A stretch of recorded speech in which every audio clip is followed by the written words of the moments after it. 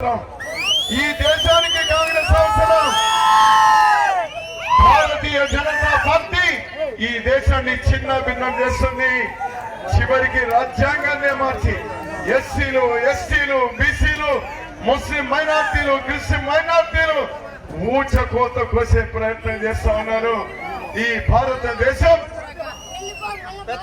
అందరితో కలిసిపోయేటువంటిది.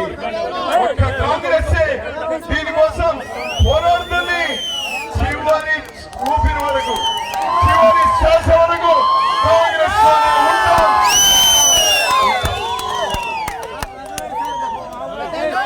కానీ ఈ ఎలక్షన్ ఈ మనసిన ఎలక్షన్ నాకు చాలా బాధ్యతలు ఉన్నాయి. నేను ఒక సిడబ్ల్యూసీ మెంబర్ని. కర్ణాటక వాళ్ళు పిలిచినా నేను ఈ ఎలక్షన్ లో పోలేను. పోయిన అసెంబ్లీ ఎలక్షన్ లో పోయినాను.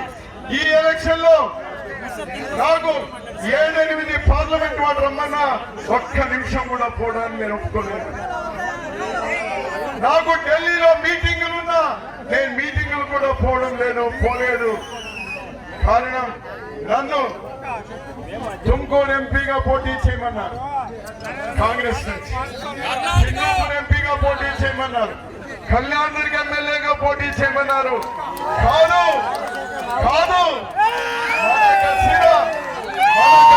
గట్టి తప్పింది. మన గచ్చినను మళ్ళీ దారిలో పెట్టాలి. అందుకోసమే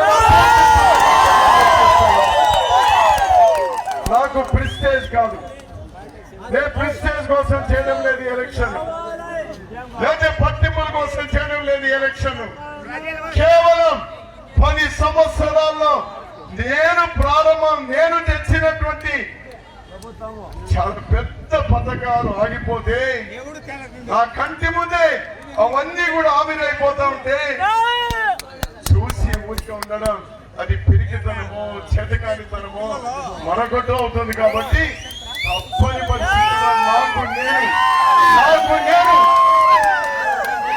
ఈరోజు మిమ్మల్ని అందరినీ ఒప్పించాలి, మిమ్మల్ని అందరినీ మెప్పించాలి, మీ సహకారం తీసుకోవాలి.